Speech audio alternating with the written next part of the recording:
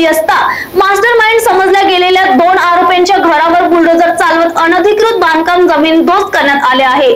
मात्र या कारवाईवर बॉम्बे उच्च न्यायालयाने तीव्र नाराजी व्यक्त करत तत्काळ स्थगिती दिली आहे। नागपूर महानगरपालिकेने आज सकाळी महाल परिसरात दंगलीतील मुख्य आरोपी फहीम खानच्या घरावर बुलडोजर चालविले। तसेच यशोधरानगर पोलीस ठाण्याच्या हद्दीतील संजयबाग कॉलनीमध्ये ही एक अनधिकृत 2 मजली इमारत जमीनदोस्त करण्यात आली। नगरपालिकेच्या या कारवाईला उच्च न्यायालयाने आक्षेप घेत ही कारवाई भेदभावपूर्ण असून विशिष्ट लोकांना लक्ष्य करण्याच्या उद्देशाने केली आहे असे स्पष्ट केले। न्यायालयाने पुढील कोणतीही कारवाई करण्यास मनाई केली आहे।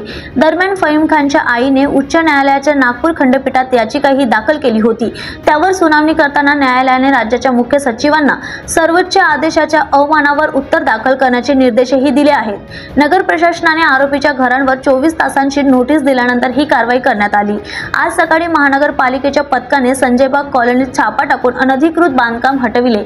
वीज वितरण कंपनीनेही वीज कनेक्शन तोडले आहे। पोलीस टाइम न्यूज साठी स्वप्नील धारगावेचे रिपोर्ट।